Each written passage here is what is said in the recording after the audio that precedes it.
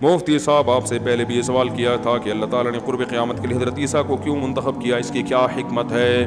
حضرت عیسیٰ علیہ دیکھو پیغمبروں کو جو معجزے ملتے ہیں وہ اسی زمانے کے حساب سے ملتے ہیں. ہمارے نبی کا معجزہ قرآن, بلاغت, کیونکہ نبی کے دور میں فصاحت و بلاغت بہت تھی, شاعری بہت تھی نا, تو عرب بلاغت سمجھ سکتے تھے کہ فصاحت و بلاغت کسے کہتے ہیں. لہذا اللہ نے قرآن نازل کر کے چیلنج کیا کہ ایسا کلام لے کر آؤ. تو چیلنج یہ تھا کہ انہوں نے تو کسی مدرسے میں ایک دن بھی نہیں پڑھا اور یہ تم سے بھی زیادہ بلیغ کلام پیش کر رہے ہیں. تو عرب کی سمجھ میں آ گیا یار یہ, وہ خود شاعر تھے نا, انہوں نے گواہی دی بھائی یہ انسان کا کلام نہیں ہو سکتا. کسی اور کے سامنے پیش کیا جاتا, اس بیچارے کو بلاغت کا کیا پتا کہ بلاغت کیا ہوتی ہے. تو جو پیغمبر جس زمانے میں معجزہ لے کر آتا ہے نا وہ اسی زمانے کے حساب سے. موسیٰ علیہ السلام کے دور میں جادوگروں کا دور تھا, تو اللہ نے حضرت موسیٰ کو ایسے معجزے دیے جو جادوگروں نے گواہی دی کہ یہ جادو نہیں ہے. جادوگروں کا دور تھا نا, سانپ بنانا, یہ کرنا, تو اللہ نے موسیٰ علیہ السلام کو کہا لاٹھی سے سانپ بناؤ. جادوگر حیران ہو گئے, یار ہم جو رسی سے سانپ بناتے ہیں وہ تو دیکھنے میں سانپ ہوتا ہے, حقیقت میں نہیں بنتا, یہ تو واقعی لاٹھی سے کیا بنا رہے ہیں, سانپ. ایمان لے آئے سارے کے سارے. تو ان کے لیے جادو اور معجزے میں فرق کرنا کیا تھا؟ آسان. جس کو جادو کا نہیں پتا اس کے لیے جادو اور معجزے میں فرق کرنا, بولو بھائی, مشکل. تو اس لیے اللہ نے موسیٰ علیہ السلام کو ایسے معجزے دیے جو اس زمانے کے لحاظ سے بہترین تھے. تو حضرت عیسیٰ جو قرب قیامت میں نازل ہوں گے اس کی ایک حکمت یہ بھی بیان کی جاتی ہے کہ قرب قیامت میں سائنس اور ٹیکنالوجی اپنی عروج پر ہوگی, انتہا پر ہوگی, سمجھ رہے ہو نا, اور میڈیکل سائنس انتہا پر ہوگی. اور میڈیکل سائنس یہ بات مانتی ہے کہ کچھ بھی کر لو مردے کو زندہ, بولو بھائی, نہیں کیا جا سکتا. لہذا حضرت عیسیٰ علیہ السلام جب مردے کو زندہ کریں گے نا, کیونکہ ان کو تو یہ معجزہ ہے, قم باذن اللہ, وہ 6 مہینے سے مردہ برف خانے میں پڑا ہوا ہے, اسے کہہ دیا قم باذن اللہ, وہ زندہ ہو کے کھڑا ہو گیا. تو میڈیکل سائنس گواہی دے گی کہ یہ انسان کے بس میں نہیں ہے, کوئی خدا ہے جو ان کے ہاتھ پہ یہ کام, بولو بھائی, کر رہا ہے. دیکھو اگر موسیٰ علیہ السلام آئے اور لاٹھی کو سانپ بنائے نا, تو بہت سے لوگ کہہ دیں گے یار کوئی شعبدہ, کوئی معاذ اللہ کوئی جادو ہوگا. کہہ سکتے ہیں نا آج لوگ, کہ ہر آدمی تھوڑی جادو کی حقیقت سمجھتا ہے, لیکن میڈیکل سائنس تو اب سب سمجھ رہے ہیں, ساری دنیا کے ڈاکٹر وہ گواہی دیں گے. پھر وہ جو مٹی کا پرندہ بنایا اور اس میں پھونک ماری اور وہ اڑنا شروع ہو گیا, میڈیکلی یہ ممکن ہے؟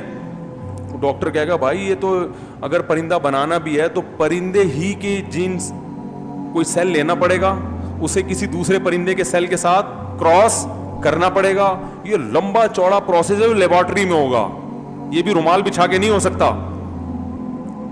حضرت عیسیٰ علیہ السلام کہیں گے اچھا ٹھیک ہے بھائی, لاؤ مٹی لے کر آؤ, کیچڑ لے کر آؤ, ٹھیک ہے نا, اس سے کبوتر کی شکل بنائی اور بولیں گے کن طیرم باذن اللہ, اللہ کے حکم سے کیا بن جا, پرندہ, وہ پورا صحیح سالم کبوتر بن کے اڑنا شروع ہو جائے گا. تو یہ ایسا معجزہ ہوگا جو اس زمانے میں اس کا معجزہ ہونا آسانی سے سمجھ میں آ جائے گا. یہ سائنس کو چیلنج ہوگا.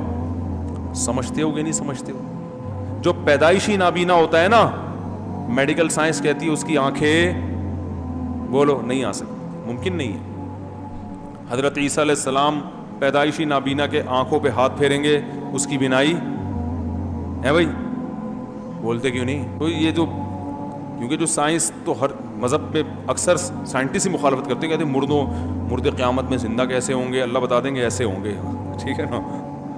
سائنس تو یہ کہتے ہیں نا مردے کیسے زندہ ہوں گے, بھائی اللہ بتا دیں گے ایسے ہوں گے. عیسیٰ علیہ السلام کو کہیں گے ذرا 2-4 مردے زندہ کر کے دکھاؤ, پھر وہ مردہ زندہ ہو کے بتائے گا بھی میرے اوپر گزری کیا ہے, ٹھیک ہے نا. تو لوگ انسان کے بچے بنیں گے اس میں. تو ایک یہ بھی حکمت معلوم ہوتی ہے. اور ایک بڑی حکمت یہ ہے کہ آخری جنگ جو مسلمانوں کی سب سے بڑی جنگ ہوگی وہ یہودیوں کے ساتھ ہوگی. کس کے ساتھ ہوگی؟ یہودی کی. تو اور حضرت عیسیٰ کے سب سے بڑے دشمن کون ہیں؟ یہودی, جن کا یہ دعویٰ ہے کہ ہم نے حضرت عیسیٰ کو قتل کیا تھا. تو اللہ یہودیوں میں جو اسلام قبول نہیں کریں گے انہیں حضرت عیسیٰ کے ذریعے مار پڑوائیں گے, حضرت عیسیٰ کے ذریعے, تاکہ انہوں نے حضرت عیسیٰ کے ساتھ جو ظلم کرنے کی کوشش کی تھی اس ظلم کا حضرت عیسیٰ ہی کے ہاتھوں ان سے انتقام لیا جا سکے. سمجھتے ہو؟ اور تیسرا مسئلہ, تیسرا اس لیے کہ ہمارے ہاں جو لبرل لوگ ہیں جو کہتے ہیں حضرت عیسیٰ آسمانوں پہ زندہ نہیں ہے، جو جغامدی صاحب جیسے لوگ، اللہ ان کے بارے میں بھی بتا دے گا. حضرت عیسیٰ جب نازل ہوں گے نا تو وہ بھی بتا دیں گے کہ دین مولویوں سے سیکھا کرو، پروفیسروں سے بولو بھائی نہیں. جب وہ آئیں گے نا قرب قیامت میں تو خود بتا دیں گے دیکھو میں آسمانوں پہ زندہ تھا اور غامدی صاحب کے جتنے کلپ تھے وہ سارے کیا ہو گئے؟ جھوٹے ہو گئے. تو اب میں جب دنیا سے جاؤں گا تو آئندہ خیال کرنا بیانات علماء کے سننے ہیں، لبرل ٹائپ کے پروفیسروں کے بولو نہیں سن. یہ بھی ایک وجہ حضرت عیسیٰ علیہ السلام کو واپس لانے کی. اس کا تعلق اگر تقدیر سے محنت سے نہیں ہے تو ہم نے دیکھا کہ اکثر لوگ زیادہ محنت کو پھر بعد میں بتائیں گے. بہت لمبے لمبے سوالات کے جواب کا بھی ٹائم نہیں. ایک مثال دی جاتی ہے کہ ایک مچھلی سارے تالاب کو گندا کرتی ہے، اس طرح اگر چند مولوی خراب ہوں گے تو سارے اس کی وجہ سے بدنام ہوں گے. بالکل صحیح ہے. لوگ کیا کرتے ہیں، ایک دو مولوانا کو غلط دیکھا تو سارے مولویوں کو برا بھلا کہنا شروع کر دیا. ایسا تھوڑی ہے بھائی، ہر فیلڈ میں اچھے بھی ہوتے ہیں برے بھی ہوتے ہیں. اور میں آپ کو پوری ایمانداری سے کہوں مولویوں کی فیلڈ میں اچھے زیادہ ہیں برے کم ہیں. آپ کو اصل میں کیونکہ آپ مولویوں سے کے ساتھ، ہمارے تو زیادہ تر مولوی تو مدرسوں میں بند ہوتے ہیں بیچارے، عوام سے ان کا لنک ہی نہیں ہوتا.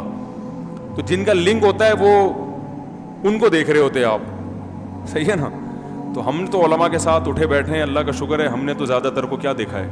اچھا ہی دیکھا، سخی دیکھا ہے. گناہوں خامیاں ہر ایک میں ہوتی ہیں، پورا صحیح دنیا میں کوئی بھی نہیں ہوتا، لیکن خیر الحمدللہ غالب ہے.